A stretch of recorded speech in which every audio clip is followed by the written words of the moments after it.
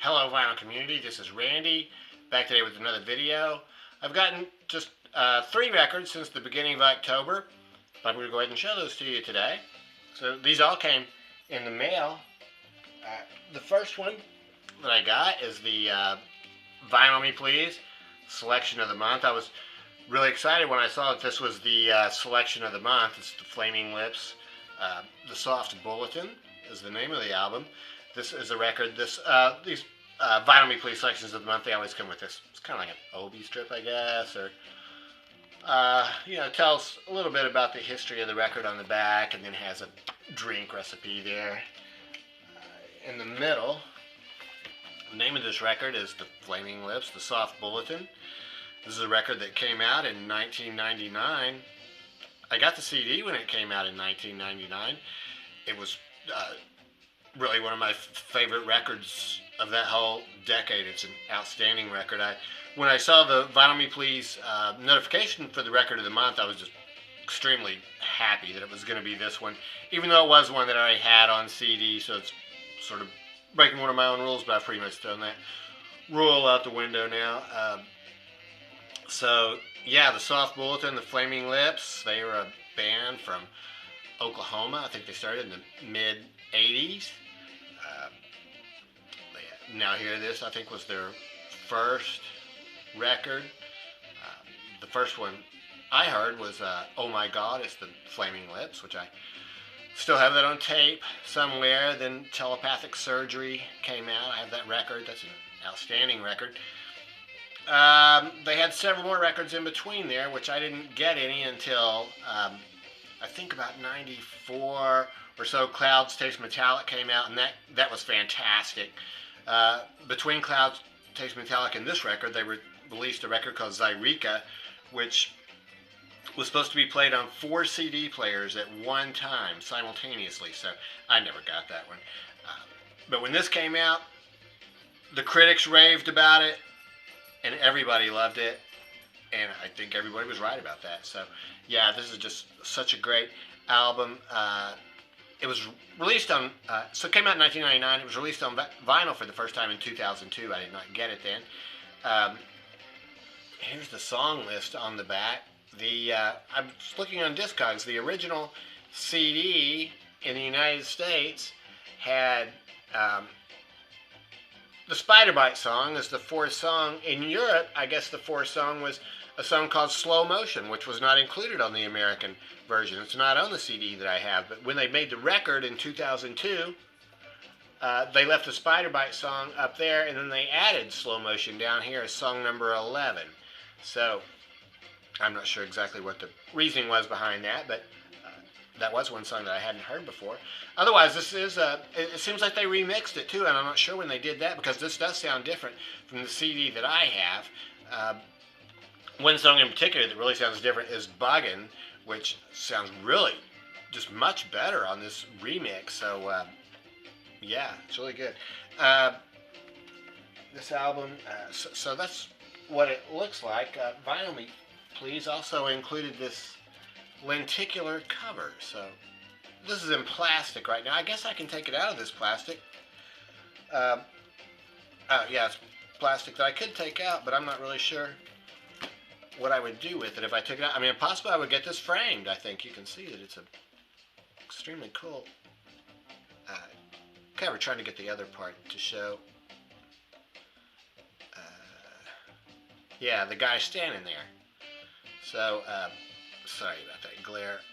Yeah, the guy is standing there. So, yeah, it came with that cover. And then this piece of art, which I guess was created by Wayne Coyne, the main guy in Flaming Lips. So, it's really cool. It is spread across 2 records. Yeah, 2 inner sleeves. It has the words there, and it is on yellow vinyl. The labels are yellow and blue, so both records look like that. And yeah, like I say, they both have these inner sleeves that look like this. Here's one of the the furry animals when they played live, in the later years, early 2000s. You know, they had these furry animals that would be wandering around among the audience and stuff. So yeah, Flaming Lips, a psychedelic band, very thoughtful lyrics, and yeah, this song is just, this whole album is just so incredible. I was so happy to get that one. The next record I got is the new Mastersounds. This is a new record by a band from England. I think this is be categorized as funk or soul music. It's dance music. I was going to use it as the background music, but I wanted to show you here's the inner sleeve for this. This is on Color Red Records. I've never heard of that label before. Comes with the lyrics. The record's on this really cool orange vinyl, and the label also is very cool looking label. What the other side of that looks like. So yeah, the new Mastersounds, I think they've been around since the early 2000s.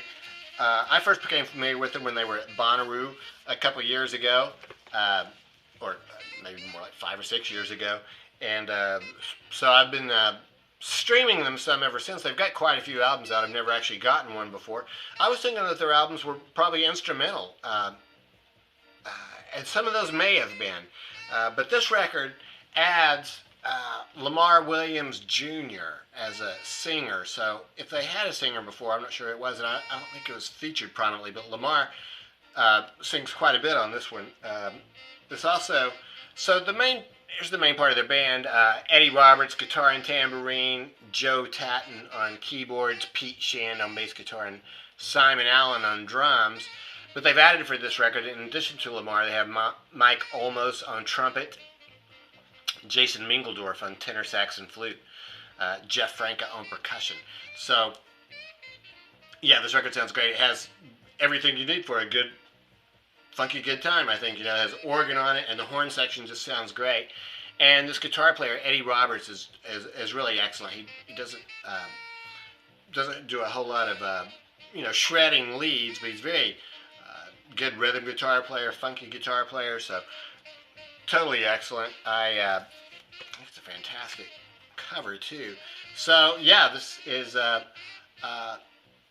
it reminds me kind of the Black Pumas, which I've been listening to lately. This record would fit perfectly in with the Coal Mine records. That's exactly what it sounds like. So this has all the songs on the first side have words. 3 of the songs on the second side are instrumentals. So I really like all those. Laying Low was an instrumental, and then Permission to Land and On the Up. Ends with a song called Lovely Days, and I think I'm going to do a needle drop here at the end called Live Life Free, so that you can hear what that sounds like. So yeah, the new Mastersounds, British band. New record just came out a couple weeks ago. And then the last record I got also came out just a couple weeks ago. Grateful Dead. This one also has this cover. You can see that it changes colors on there. So yeah, it's a great album cover. This is a live recording from June the 17th, 1991 at Giants Stadium. I was mistaken. I think I might have said MSG at Madison Square Garden, but this is a June show, so they were able to play outdoors at Giant Stadium. So I guess the good thing about that is that everybody that wanted to go could get a ticket. There was no worry about being shut out from being able to get the ticket. So this is in a box, and then it just comes with 5, spread across 5 records. All the labels look basically like that. They're just pictures of the crowd. They're all slightly different pictures, but that's what they look like. And then the other side has the songs listed, and then it does tell you here which side that is. It's E. So yeah, so you're able to identify which side you're playing each time through. It comes with just a very small sort of just a 2-page explanation of the story. So this was really good for me to get 6/17/91 because this is the version of the band that I saw the most. Well, the only version of the band that I saw. After Brent Midland had died and Vince Welnick took over on keyboards, and then Bruce Hornsby was playing keyboards with him too there for a year or so after Brent died. So that was the version of the band that I saw. A really cool thing about this album for Deadheads who follow it closely and are familiar with all their work is that this features Dark Star, which they didn't play all that often towards the end. They actually do some hints of it throughout the show. So it says like Dark Star here, number 2. That really is just like a minute or so and really just a couple of chords. They finally get into playing the song down here on side F just before the drum break in the second set. So they do play that. Uncle John's Band is on here. A really cool song that's on here that they didn't play all that often is the song that ends the first set, Might As Well. That is the song that was written in 1976. It is about the cross-country tour they took across Canada. They started that tour in Toronto. Bobby Gass did a great story about he went to that first show. Then they took off on the train across Canada. And so the song Might As Well is all about that tour.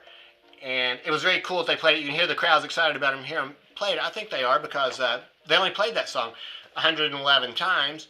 And this was the second to the last time they ever played it. And they hadn't played it for a couple of years before that. So Might As Well. It's a really good upbeat song, cheerful song, a good song to end the first set with.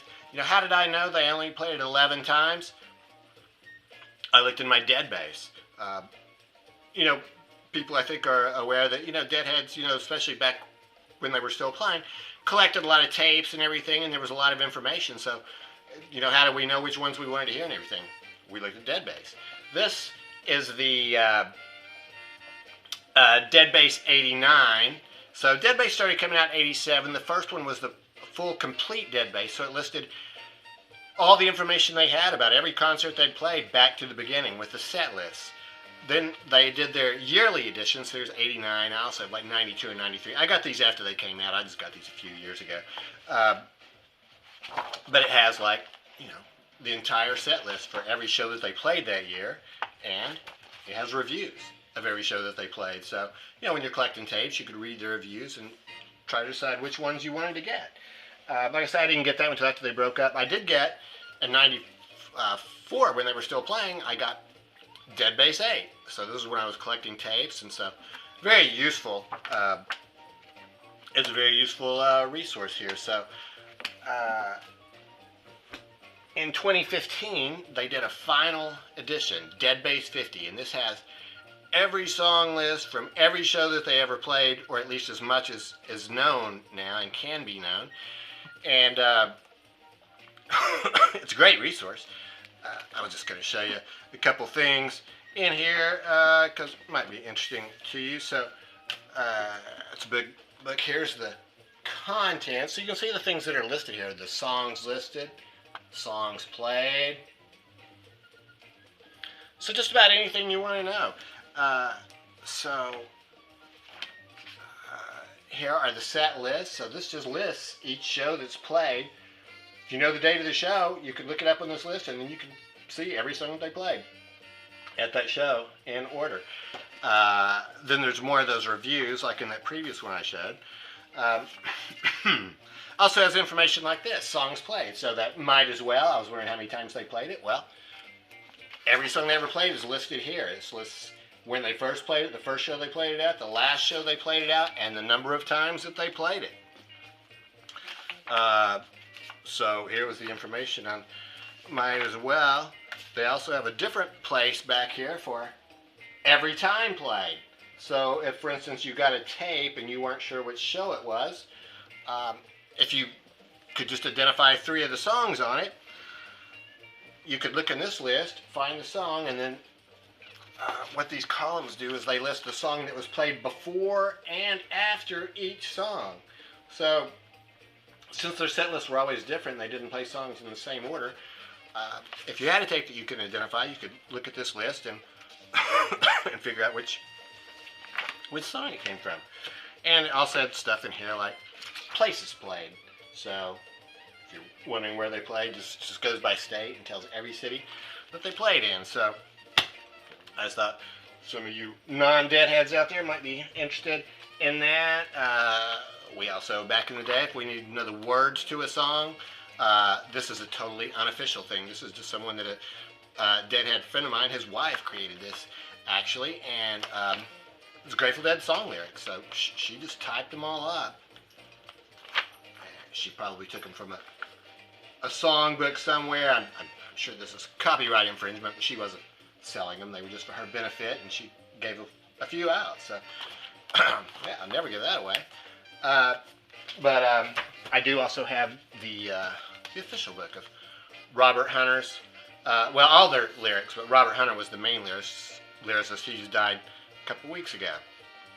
So, yeah, here's the song lyrics for all the Grateful Dead. So, so that's it. Those are the 3 records I've received in the mail so far this month. So, I just figured I'd take that opportunity to give you a little background on Deadheads and how we got our information back in the pre-internet days. So I am going to do just a short needle drop now, though, for